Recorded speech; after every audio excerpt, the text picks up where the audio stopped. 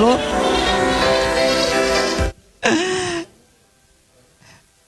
Boa tarde, ouvintes da Rádio Shalom, do programa Pelo Bem de São José. Estamos chegando novamente. Vamos com vocês até às 18 horas. Peço que vocês participem com a gente. Compartilhe essa live para que mais pessoas possam participar. Compartilhar com seus amigos também. Estamos aqui, quem faz a pauta é você. Hoje eu tenho 2 convidados.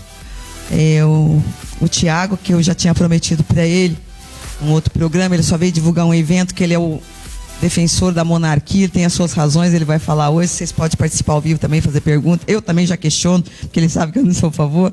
Tá, a doutora Gláucia também, que é nossa parceira, que vai também com a gente até às 18 horas. E o Robson. Boa tarde, Robson. Boa tarde a todos. Vamos até às 18 horas. Com assuntos da cidade, que tem bastante também hoje, né? Nossa, tem bastante, hein? Então, boa tarde, Tiago.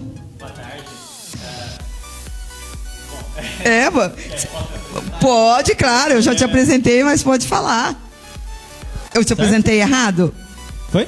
Sim, o Thiago ele tem um movimento dele. Tem um movimento, então eu apresentei errado, desculpa. Tá certinho meu. Ah, beleza. Então. Eu te apresentei errado, Thiago, desculpa. Ah, não, eu só vejo você assim, defensor da monarquia. Pra contextualizar, porque pra ter um moleque aqui falando sobre isso é até um pouco estranho pra quem vê. O pessoal, né? Mas ele é um moleque, mas ele tem uma cabeça e também só assim no roxinho, que tá no formal, né, o Robson? Eu acho que ele é golpe, eu acho que ele é mais velho do que eu também. Pode falar do seu movimento pra quem não te conhece, quanto tempo tem, na rede social você tem uma página. Sim. Bom, meu nome é Thiago Araújo, eu tenho 19 anos. E eu faço parte do movimento Nação Real, que tem a sua cédula aqui em São José dos Campos, que é a Nação Real São José dos Campos. E a gente vem, inicialmente, não com uma proposta política de falar sobre o regime, etc., mas uma proposta principalmente histórica e cultural, no sentido que, querendo ou não, independente de você ser monarquista ou não, as raízes das tradições brasileiras e o próprio período de independência que nos torna brasileiros está intrinsecamente ligado ao nosso passado monárquico. Então a gente trabalha principalmente no que todos têm em comum, que é esse passado, as nossas virtudes, o que é a brasilidade, para depois disso, quando a gente já tiver uma estrutura intelectual mais posta, que as pessoas possam compreender necessariamente a própria história do Brasil, aí sim começar a debater as questões mais específicas no contemporâneo. Acho que primeiro é importante... Vocês têm esperança, segundo pesquisa, vocês já fizeram, não sei o quê, tem muita gente que adere a essa ideia e gostaria realmente que voltasse ao tempo da monarquia? Bom, vocês têm algum engajamento para isso, para falar, não vamos continuar com esse movimento, porque tem gente que quer também. Então, a última pesquisa de 2014, se não me falha a memória, tinha por volta de 15% da população. Mas é aquilo, são simpáticos, não são dados muito objetivos e também foi antes do período de, vamos dizer assim, fervor no debate político, né? Então, doutora, pode perguntar alguma coisa também. Então, Tiago, porque até vejo assim também, porque não é assim simplesmente vai mudar o regime de governo, né? Sim. Que eu lembro que já teve 2 referendos, como é que fala? Referendos para ser o parlamentarismo. E o povo não aceitou. Uhum. Então, nesse sentido, a gente precisa traçar estratégias mais objetivas. É por isso que a gente prioriza agora o resgate histórico-cultural. E só divulgar. Importante. Exatamente. Porque se a gente só coloca a estrutura de como seria... Porque as pessoas entendem que é como uma ideologia política. Então, você é de direita, você defende isso, a esquerda aquilo, quando não é. É um debate que está acima do debate ideológico. Porque ele não diz respeito à ideologia política, ele diz respeito ao sistema de governo. São as regras do jogo. Então, dentro de um regime republicano ou de uma monarquia parlamentarista, não tem essa de um regime ser de esquerda ou de direita. As ideologias de direita e esquerda vão se colocar dentro do sistema político. Então, essa é um debate muito complexo. Esse é um molde bem parecido da Inglaterra, não é? Exatamente. É assim, né? Lá na Inglaterra, Dinamarca, Suécia, Canadá, Japão, mas... O rei quase não apita nada, né? Não, o rei é uma figura decorativa. Mas fala isso pro inglês. Fala isso pro inglês de verdade, pra você ver se ele não ficar bravo com você. A rainha tem porque eles não, existe uma tradição, ela representa as origens culturais, que eu acho que é isso que você falou.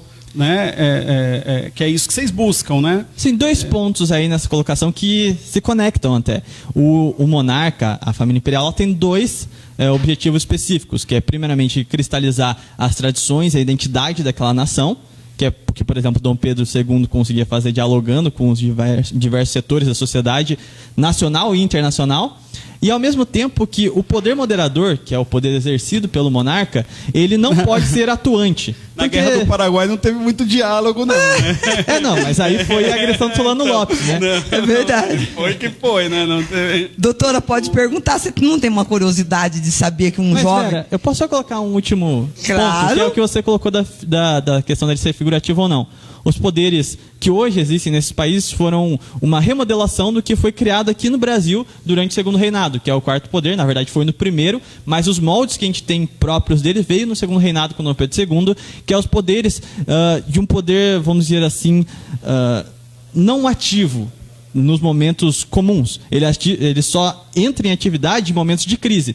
Porque quais são as suas funções? Destituir parlamentares ou funções específicas do funcionamento público, ou destituir o parlamento, como aconteceu na Espanha agora, para convocar novas eleições e dar um reset na máquina. Então, por exemplo, lá em 2014, quando estava aquele furdúncio, que nada ia, só tinham, vamos colocar, mensaleiros lá, e não tinha o que fazer com aquele parlamento, aí que entrava o 4º poder. Se uma monarquia fica usando os poderes do 4º poder toda hora, significa que não está dando certo. Porque a maior chave do poder moderador, e é por isso que a gente só tem 2 casos de corrupção nos 67 anos de império, é que quando você tem um poder vigilante sobre os demais poderes, o medo de delinquir, justamente porque o processo de afastamento é mais rápido e ágil, é simplesmente o efeito psicológico nos indivíduos de Estado. 2 casos de corrupção durante o tempo imperial, exatamente. E os 2 foram punidos por traição. E qual foi o período?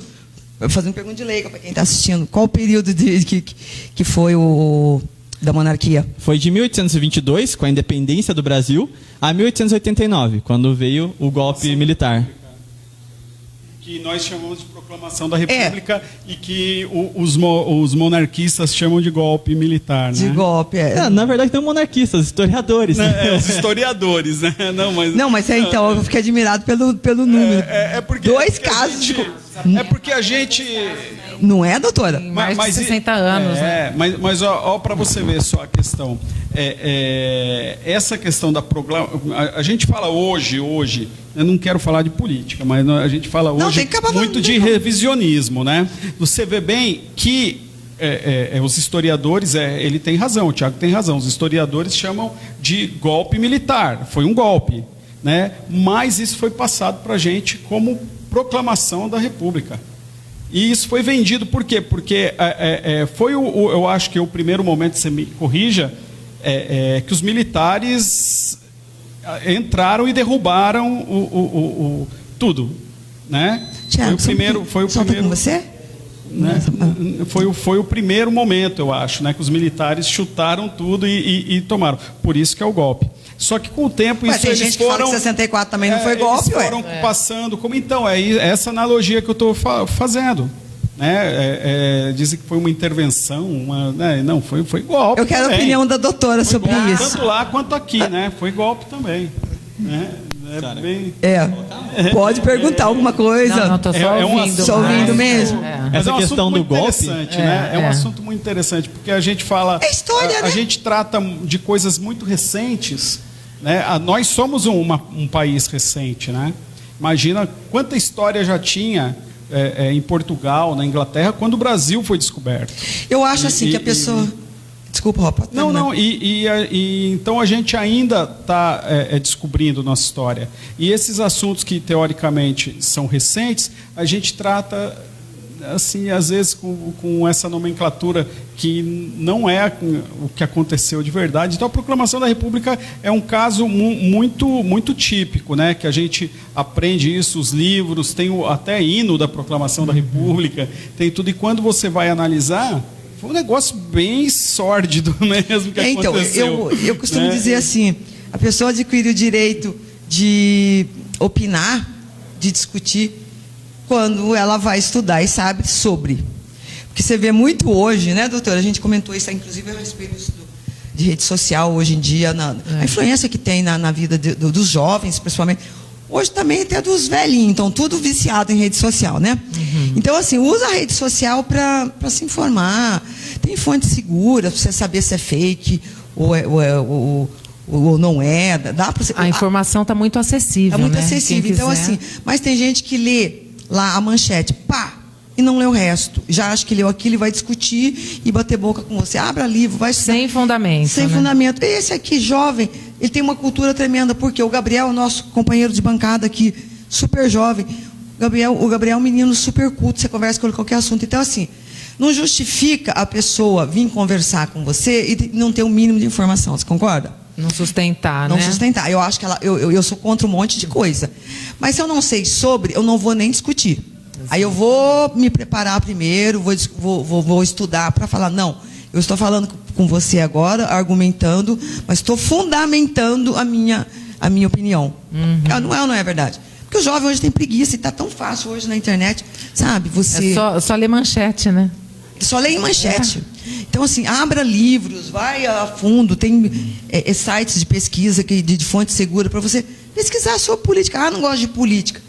Não adianta você não gostar de política. A política está no nosso dia a dia. Eu acho que com essas eleições a política ficou muito mais discutível, né? As pessoas se interessaram muito mais. Mais discutir, vamos dizer. Você falou a palavra certa, discutir não é nem conversar sobre ideias, né, Tiago?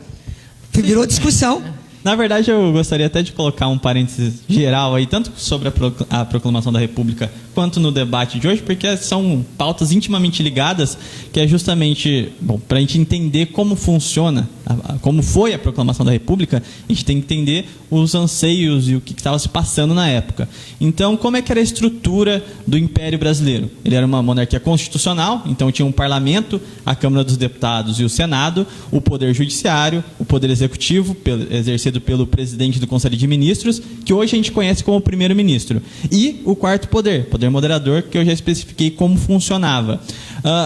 O que acontece para vir a proclamação da República? Tinha tido a abolição da escravatura um ano antes, em 1888, e quando você abole a escravidão do jeito que foi, por que a gente tem que entender por que no Brasil demorou para vir a abolição da escravatura? Por que demorou?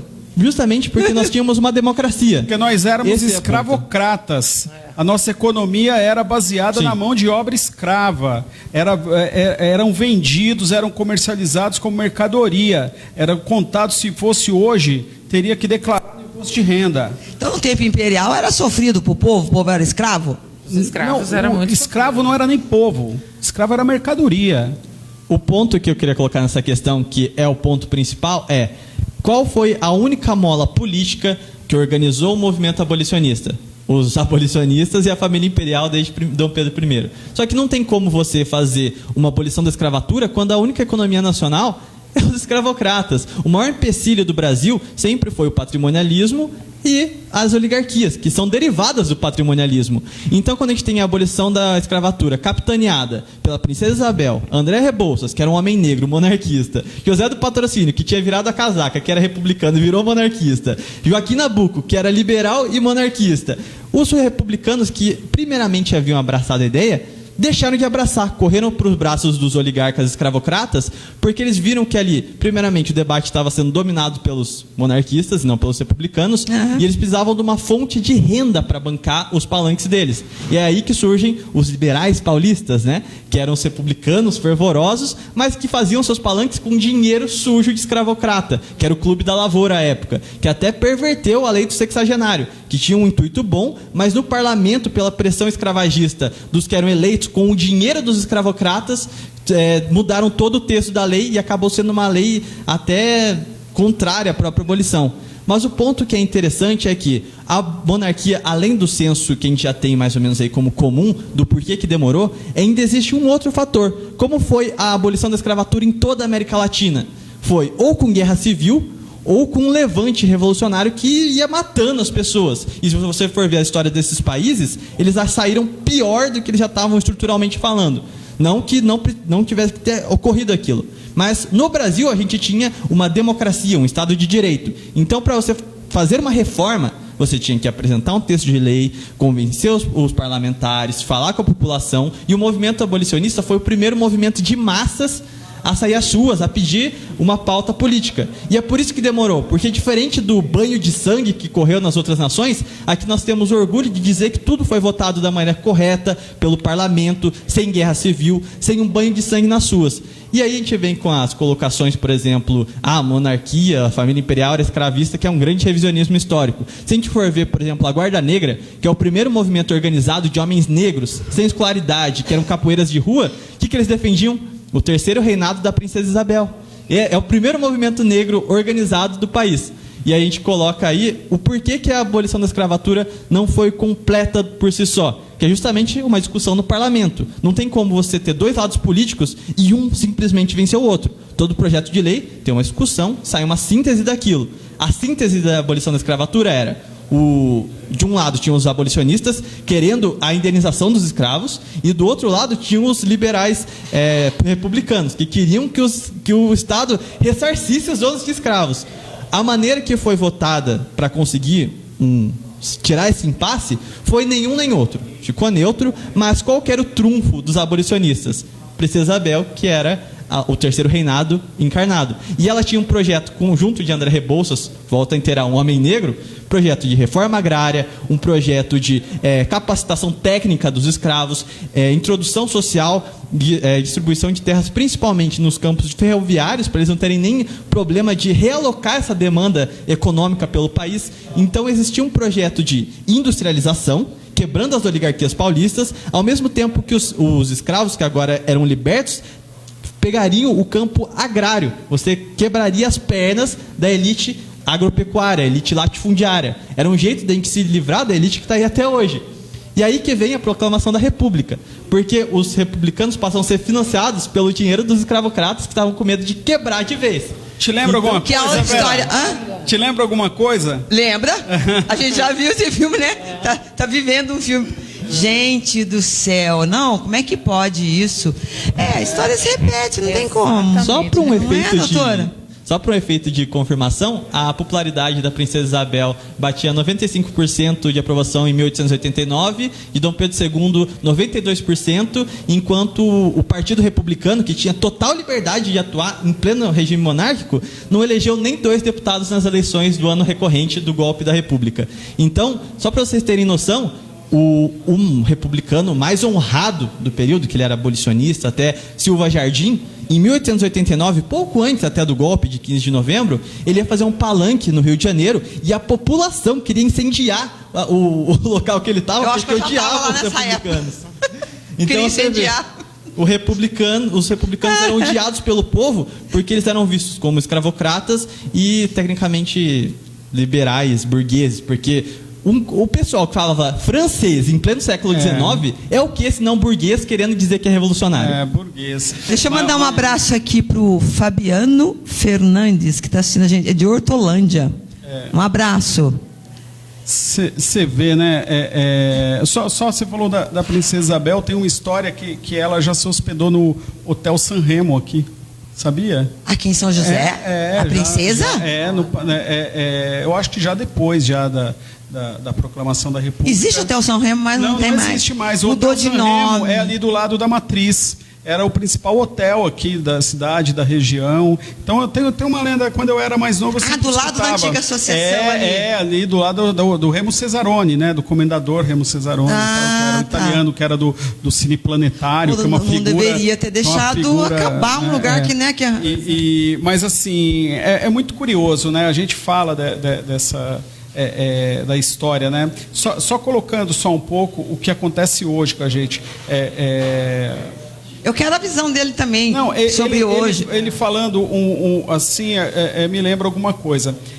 Tudo isso aconteceu num período que você vê com 50, 60 anos da República, né? Da independência até a proclamação da República, né? do Império, né? Ou seja, você vê que a gente era muito novo ainda.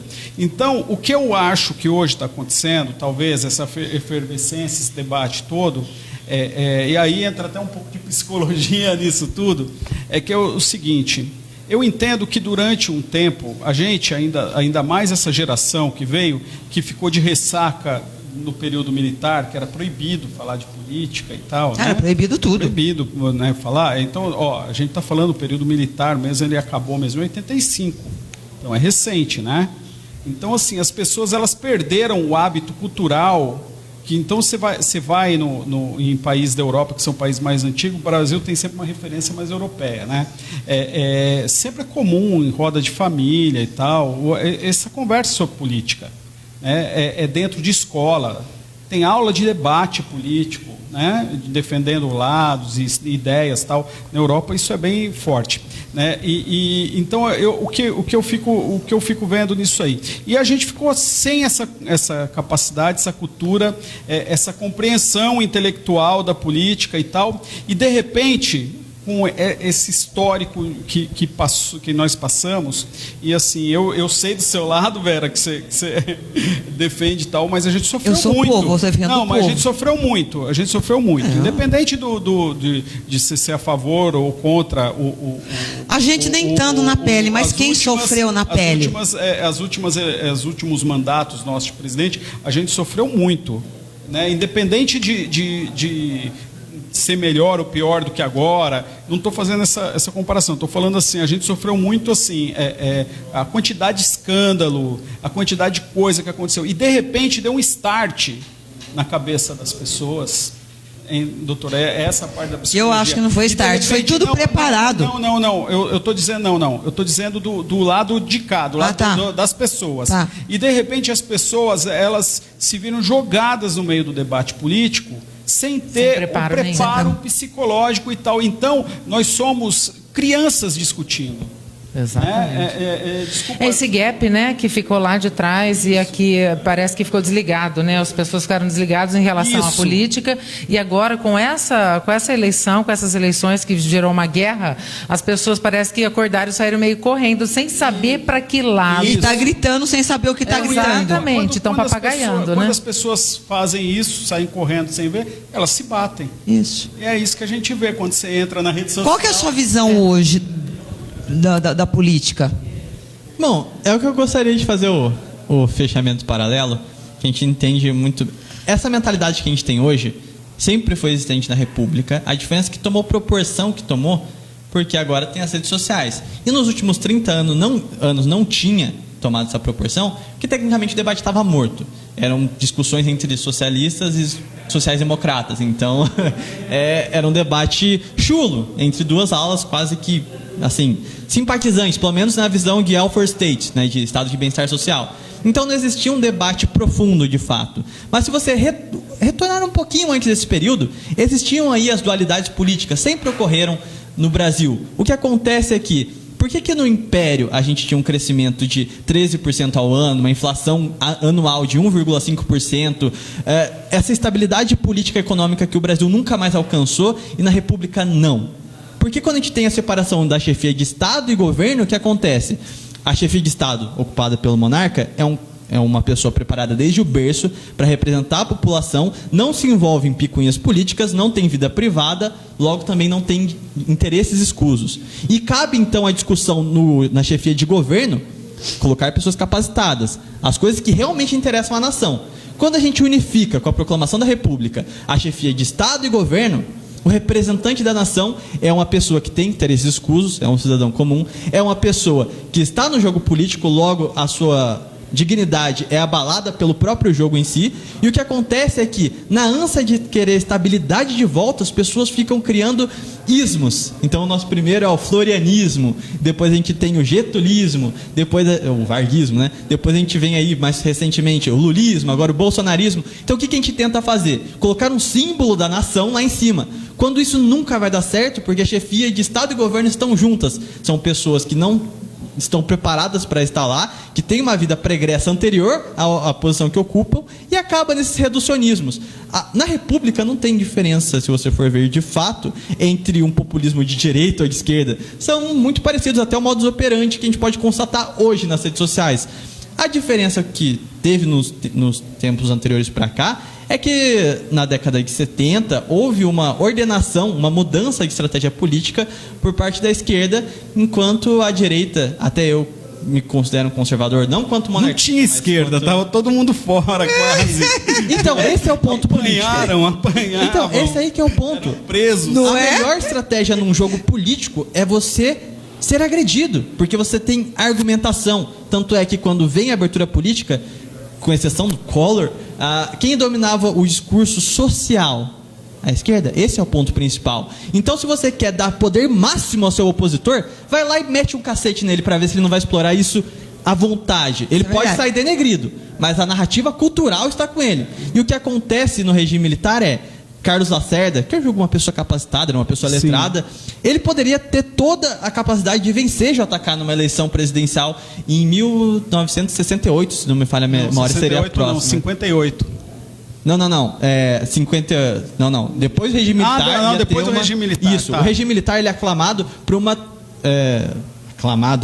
Por uma intervenção temporal, pequena. Só que o que acontece é que dá o prazo deles, eles resolvem ficar lá. E não, foi golpe. Não tem como. Não, eles resolveram ficar lá, detalhe, com o apoio da elite. Sim. Dos cidadãos de bem, o que marca mais autoritarismo é 67, porque tem uma nova Constituição. Sim, e se você pega a história da República, é assim, o AI-5, né? É o AI-5 não, 67. A Constituição de 67. Ah, tá, a Constituição. Isso foi anistias para os exilados. Isso é pior do que os atos institucionais. Porque o que acontece o que é o modus operandi da República? Tem uma ascensão política, por exemplo, os liberais, no final do século XIX, promulgam uma Constituição, 1891.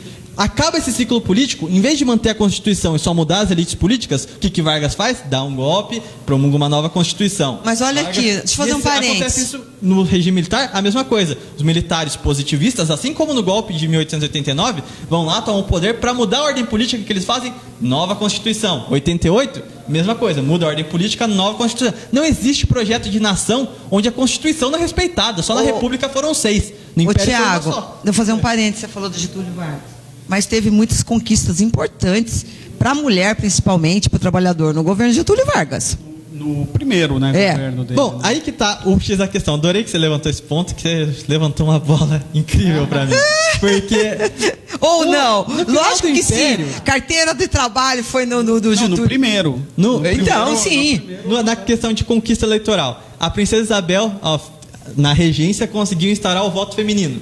Ou seja, a República veio e tirou o voto feminino. Para vocês terem uma noção democrática de como funcionava o jogo, os Estados Unidos tinham 17% de participantes da democracia, o Reino Unido tinha 11% e o Império do Brasil tinha um total de 13% da população participando das eleições. Índice maior que da Espanha, Itália, Inglaterra, Dinamarca, Suécia. E com o golpe republicano se tira o voto feminino, se reduz o curral eleitoral a 3% da população, então você aniquila a democracia e as reformas como que o Getúlio Vargas fez lá em 30 já estavam sendo promulgadas pelo Partido Liberal com a ascensão de Visconde de Ouro Preto em 1889. Então, se você pega a República, ela é um grande anacronismo histórico, porque é uma regressão histórica, política, social, porque começam a se implantar medidas eugenistas, principalmente por Floriano Peixoto, racistas de fato contra o nosso povo negro, e você começa a retardar as reformas. Tanto que é por isso que a industrialização do Brasil foi uma merda, porque assim como as oligarquias agrárias funcionavam muito bem, com o fim da escravidão, eles tomam poder, pegam capital externo para si e começam a se industrializar. As elites industriais não são nada mais do que as elites agrárias reformuladas. Vargas foi só um refresco na República, dá um último suspiro. É isso que é Vargas. Floriano Peixoto, se as pessoas conhecessem Floriano Peixoto, ele não ia ser nem nome de rua. Ele degolava, só para você um efeito de curiosidade do Floriano Peixoto. Ele contratou homens negros que estavam na rua para integrar o exército, que já não tinha ninguém, para ir combater a revolta de Canudos, lá no Nordeste, de miseráveis. Ele foi lá e prometeu, se vocês forem lá e matar os miseráveis no Nordeste, a gente dá pedaços de terra. Veio daí, né? Exatamente. Ele prometeu pedaços de terras, os caras foram lá, mataram gente humilde pra caramba, foi uma carnificina. E ele não deu nada. E aí eles foram pro morro. E aí começou a história da favelização carioca. E mais do que isso. Porque a favela, na verdade, a favela é o nome de uma árvore, né? E tinha lá o Morro da Favela, que é o que o Floriano Peixoto havia prometido para essas pessoas. E eles foram lá, participaram de uma guerra que eles não tinham nem preparo, nem nada. foi uma coisa pobre contra pobre, selvagem, né? Tem a história até do canhão, né? Que eles usaram para matar. Foi uma coisa selvagem e quando voltaram foram jogados na Rua da Amargura do Rio de Janeiro. Ô, Robson, deixa eu registrar aqui a participação de ouvintes. O João Guedes, um abraço, está em São Paulo. Dom César Jacques, boa tarde, parabéns pelo programa, estou em Itu assistindo, terra onde começou o golpe republicano, é verdade? Sim, o primeiro manifesto republicano foi pelo Partido Republicano Paulista. De Itu. Agora tem uma outra coisa. Curiosa, abraço, né? Dom César. Tem alguns historiadores que eles dizem que o Brasil ele seguia uma linha de industrialização nessa época, muito na linha inglesa, né, que já tinha a Revolução Industrial acontecendo lá, e que a República ela atrasou o nosso processo de industrialização porque ela visava os interesses agropecuários da elite, que era na época. Então, olha, até isso aconteceu. A gente podia ter uma indústria. Então, quando a gente pega hoje, se você for ver essas indústrias que hoje dominam, né, de países que têm até o tamanho do nosso, indústrias consolidadas no mundo inteiro, você vai ver o tempo, essas mais tradicionais, né? Do ramo alimentício também, você pega automobilístico e tal, você vai ver os anos de fundação delas, parecido com esse. Né? Ali no final dos anos de 1800 ali, é bem curioso, e a gente perdeu esse fio do tempo, né? A gente perdeu. O problema principal também é que brigando o principal meio de transporte no Império era ferrovias. O Brasil foi um dos países que mais construiu ferrovias. Chegou a ser o segundo maior e pararam de investir em ferrovia. Em construção própria, o Brasil foi o que mais criou ferrovias naquele século. Então olha que loucura. Essa é a questão, porque eles usavam essa linha desenvolvimentista inglesa. E a gente ficou dependendo hoje de 4 rodas, né? Tanto que inclusive, por questão da República Populista também. Sim. Começou com Vargas, mas foi se estendendo até o regime militar, que era justamente para agradar lobbies específicos, para ter dinheiro para campanha. A parte dos automóveis, eu entendo que foi aquele lance dos 50 anos em 5 do JK. Sim, então, mas ele foi um grande presidente. Não, olha, ele tem, mas eu tenho essa questão, por exemplo, ele que jogou a pedra em cima do sistema ferroviário. Porque, não, mas é visionário de um lado, Vera, mas olha, você vê bem, o que aconteceu, ele trouxe as indústrias automobilísticas, né, porque elas geravam empregos assim para empregar uma massa, né, e foi isso que aconteceu. Ele usou essa questão de gerar emprego e tal, e depois com estrada, e isso tudo foi secundarizando o modal ferroviário. Então, até que chegar no ponto que a gente chegou hoje. Dutra iniciou isso, né? Então, o Dutra, né, que foi outro... Nossa, a inflação começou com a construção de Brasília mesmo? Quem? Não, a Brasília já era uma coisa já que vinha bem de antes do JK. Né? O Cerrado, né, de centralizar. Ele viu uma grande oportunidade de... Esse plano de Brasília preconizava lá o século XVI, se não me falha a memória. Só que daí foram reinventando, pensando novas coisas. Mas na República em si não existia muitos motivos para a construção de Brasília, e foi mais uma maneira de manufaturar a produção, porque se você for ver o tanto de peão que toma calote na construção de Brasília, não está escrito. Você acha que por que Brasília é rica e um monte de cidade que são cidades satélites? E muito. Mas a JBS, por exemplo, ela veio daí, sabia? Sim, todos os grandes sistemas de corrupção começaram ali. A JBS ela começou com um açougue que fornecia carne para o canteiro de obras de Brasília. E era um açougue pequeno e tal, matava um boi no pasto. E hoje é dona da Swift americana. O Robson, da Pilgrims. Nós estamos caminhando no final do programa. Eu queria passar rapidinho. Nós vamos ter mais uma parte, né? Nós vamos ter mais uma parte, é isso, Marcelo? Ah, é? Falou, eu creio que sim. Então tá. agradecer o Tiago. Faltou alguma coisa para você falar? Você sempre vai ser nosso convidado aqui, porque a gente ama que você dá uma aula de história pra gente, realmente, né? É muito bacana ver um rapaz... E que aula, né? Não, E eu já fui checar, tô falando na frente dele que tudo que ele fala é verdadeiro. Com certeza. Ele não vem aqui citar, que nem muito gente que você vê por aí, você vai ver e não tem nada, tá? Bom, primeiramente, só queria colocar um último parênteses. Eu prometo que eu não vou me prolongar muito, mas até quando a gente fala na historiografia brasileira pós-república, graças a Deus nós tivemos nomes como Joaquim Nabuco que trucidaram a historiografia fake, mas eles criavam, tanto que você pega em livro de história até hoje dizendo que a monarquia era um regime artificial no Brasil, porque a América era republicana, só o Brasil tinha uma monarquia. Mas aí, sempre me perguntam isso, porque se você estivesse nos Estados Unidos, você não apoiaria o Partido Republicano? Eu falo, cara, sim, porque as tradições americanas são republicanas. O período de mudança lá, o que acontece num período de independência? É a nação cria uma identidade única, nós somos esse povo, tem um senso de autoridade comum, natural, eles olham um líder, que são os pais fundadores dos Estados Unidos, e existe um indivíduo exógeno de fora que impõe uma soberania falsa via opressão daquele povo. E a partir dessa síntese política surge uma independência, um período de fundação. Então todas as tradições, os heróis nacionais, os símbolos, a Constituição está atrelada a esse momento. No Brasil, quando nós temos esse momento? 1822, a aclamação popular, abaixo-assinado para que Pedro ficasse, a autoridade natural de José Bonifácio, Leopoldina e Pedro I, projeto de Constituição com uma Constituinte, um projeto de democracia liberal. Então nós temos todas, e as tradições que, como José Bonifácio preconizava, eram indistintivamente monárquicas, tanto que o povo ainda continua nesse anseio de procurar um símbolo da nação até hoje, personificado em Lula, Bolsonaro, Vargas. No sebastianismo. Exatamente. Vivemos no sebastianismo. Só que aí que tá, todas essas tradições estão no período monárquico. É por isso que quando a gente vem com a República, passa ano, sai ano, entra governo, sai governo, passa década, sai década, os resultados são incrivelmente os mesmos. Mesmas oligarquias, mesmos escândalos de corrupção, que já começaram em 1889 com a proclamação da República, a mesma inflação, até se a gente for pegar a inflação no primeiro ano de República, foi de 40%. Foi um salto que eu nem sei quantificar, para falar a verdade, porque era de 1,5% ao ano, passou para 40%. Foi uma desvalorização em massa.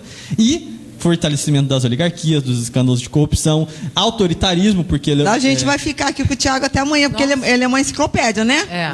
Deodoro da Fonseca mandou fechar o Congresso Nacional e começou a suprimir jornais, enquanto no Império se tinha ampla liberdade de imprensa, e o imperador dizia que imprensa se combate com imprensa.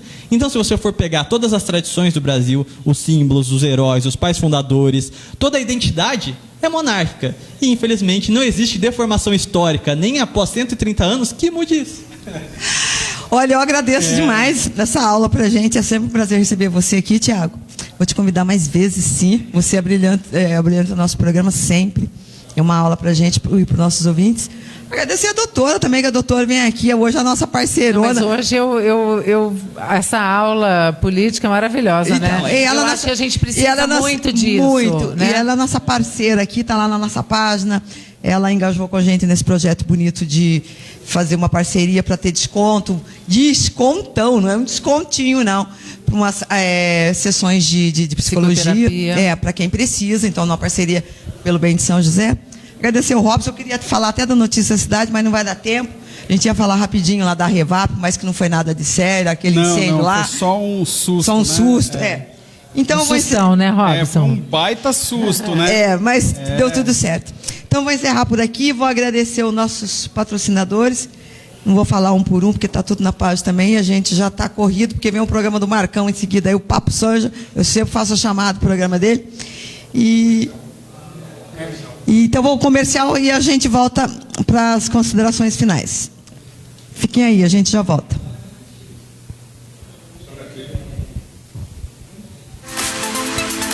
Um cafezinho vai bem a qualquer hora do dia, certo? Um cafezinho vai bem a qualquer hora do dia, certo? E se for acompanhado de todas essas delícias, melhor ainda, não é? Então você precisa conhecer o nosso café, que fica aqui no piso térreo do Shopping Centro São José. Uma cafeteria moderna, com ambiente climatizado e tradição de mais de 18 anos. No nosso café você encontra, além de um delicioso cappuccino e chocolate quente, até bolos e salgados, sucos e vitaminas, lanche natural, pão de queijo, tortas, além dos deliciosos doces da Desejo e Sabor. Nosso café. Esperamos por vocês.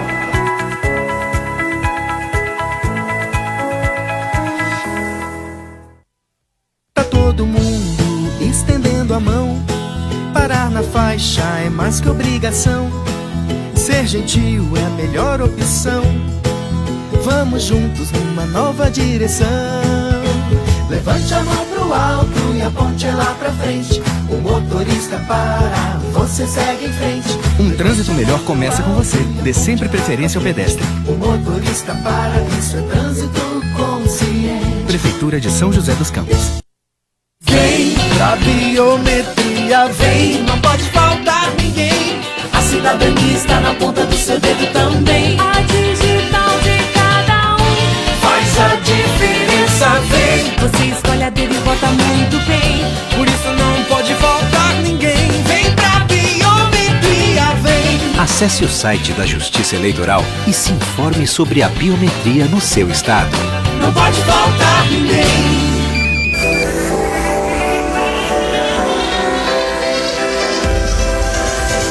Ela poderia ter visto a filha crescer.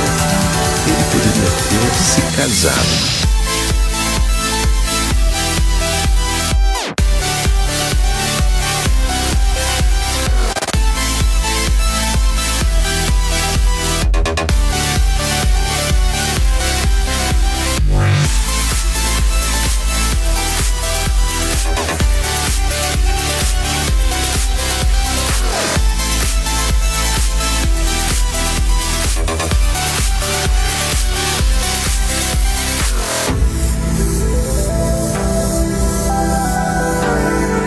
Voltando com vocês novamente, eu estou aqui com Fernando Jeremias, que ele é lá do Jardim da Granja, representante dos moradores lá daquele bairro, e ele vem falar aqui sobre lei do zoneamento. Boa tarde, Fernando. Boa tarde. Boa tarde a todos aí que estão assistindo. Então, o que acontece? Ali na região do Jardim da Granja e Jardim Uirá, a gente tem uma deficiência muito grande de infraestrutura. E isso estende para toda a região sudeste. Hoje, a gente não tem nenhuma agência bancária em toda a região sudeste de São José. Não existe hipermercado, não existe infraestrutura do comércio e serviço no local. Para vocês terem ideia do tamanho do problema que a gente está enfrentando lá, a região sudeste de São José, em número de habitantes, ela é maior do que 28 cidades da região metropolitana do Vale do Paraíba. Nossa, que dado importante, nem sabia, o Robson. A RM Vale tem 39 cidades. A região sudeste de São José dos Campos é maior do que 28 cidades na região metropolitana do Vale. É como se eu falasse para vocês o seguinte, que Campos do Jordão não existe agência bancária, não existe hipermercado, não existe nenhuma empresa de franquias, né, como McDonald's, Correios, Lojas Americanas, Casas Bahia. Correio não existe também? Não existe. Nem franqueada Correio existe no Jardim da Granja? Não existe. Existe uma casa lotérica, sempre muito lotada. E o que acontece? Na lei de zonamento de 2010, a 428, vários pontos que poderiam ser estimulados para que o investimento do poder privado fosse para a região, infelizmente, na legislação, isso foi inibido. Então, na verdade, você quer dizer para a gente que o bairro do Jardim da Granja e adjacências, o Uirá, sei lá qual bairro mais que é perto, não tem estrutura nenhuma do que um bairro merece ter. Banco, não tem nada, supermercado, é isso? Nada, não tem nada. Não tem nada. Eu passei por isso, o Parque Industrial passou por isso nos anos 90. Nos anos 90 o Parque Industrial passou por algo bem semelhante. Tinha no satélite, não tinha no parque, nada. E precisou, né? Sim, eu cresci ali na região sul. Eu morei no Parque Industrial durante muito tempo. Fernando, e que na verdade você veio hoje aqui para fazer essa reivindicação para o poder público, sei lá, abrir alguma concessão, sei lá, como é que pode ser feito isso? Nem eu sei. O que acontece? O plano diretor da cidade, que foi aprovado ano passado, o PDDI, ele determina algumas situações para que a cidade tenha um norte, tenha uma direção a seguir, entendeu? E a lei de zonamento, através de uma demarcação específica, ela fala como isso vai acontecer. O que acontece com a nova lei de zonamento? Mas não teve a participação de vocês nessas reuniões que teve? A gente tentou. Inclusive, eu pedi pro Pelo Bem de São José me ouvir, porque a minha reclamação hoje não é sobre o zonamento. Então nós vamos marcar para segunda-feira com você. Eu não quero falar corrido com ele assim, porque a gente tem um horário a cumprir. Parece que o seu questionamento é os não retorno da prefeitura para vocês, isso, é isso? É isso que eu queria passar para vocês. A grande questão que eu venho falar para vocês não é a questão do zonamento. A questão do zonamento tem que ser analisada por técnicos, e técnicos que realmente tenham conhecimento e propriedade para tratar do assunto. Embora eu seja do segmento imobiliário e conheço a fundo a lei de zonamento, essa questão tem que ser tratada por especialista. O que eu venho passar para vocês é o seguinte: eu não tive retorno, tem 18 vereadores aqui de São José dos Campos que receberam o ofício, protocolados no seu gabinete, receberam o mesmo material por e-mail e não responderam. Então isso é uma coisa meio séria. Isso é crime, gente. Isso aí é improbidade administrativa. Eu sei, é crime. O lugar de criminoso é na cadeia. Por isso que eu estou te dizendo, é um assunto muito interessante e muito importante para a gente falar corrido, anda falando, é que a gente tem um horário, realmente vai entrar o programa do Marcão, e eu quero marcar com você. Você pode vir na segunda-feira? Vem sim. A gente já inicia o programa com ele, e a gente vai falar mais amplamente sobre isso, porque eu acho que merece realmente. Legal, eu agradeço. Como aqui é um canal para a voz do ouvinte, para a gente aproximar do poder público, eu acho muito pouco esse espaço que estou dando para você. Eu acho até bacana que nesse meio tempo a gente tenta provocar as pessoas da prefeitura para ver se até a segunda que vem a gente consegue alguma ter coisa. algum retorno, algumas coisas. Já que os vereadores vão votar esse projeto de lei, vamos fazer o seguinte: se você quiser antecipar o programa antes que eles votem o projeto de lei, pede para os vereadores virem aqui, qualquer um deles, e discutir com a gente, para eles explicarem como foi demarcado. É bom que a gente ganhe essa semana para ver isso. Qual que é o critério? Vamos lá, qual que é o critério? Que critério a prefeitura está usando e se os vereadores detêm conhecimento suficiente para aprovar essa lei? Então eu quero já agradecer você, já prometendo aqui no ar que ele vai estar com a gente já na segunda-feira. Vou iniciar o programa com ele, porque é um assunto muito importante e tem que ser falado e denunciado. Jardim da Granja, aquela região, uma região importante. Eu quero agradecer vocês, ouvintes da Rádio Shalom, do programa Pelo Bem de São José. Eu ultrapassei meu horário um pouquinho hoje, o pessoal está me olhando fake já do outro programa. E a gente volta na segunda-feira com mais um convidado. Boa tarde e fiquem com Deus. Obrigado. Boa tarde a todos.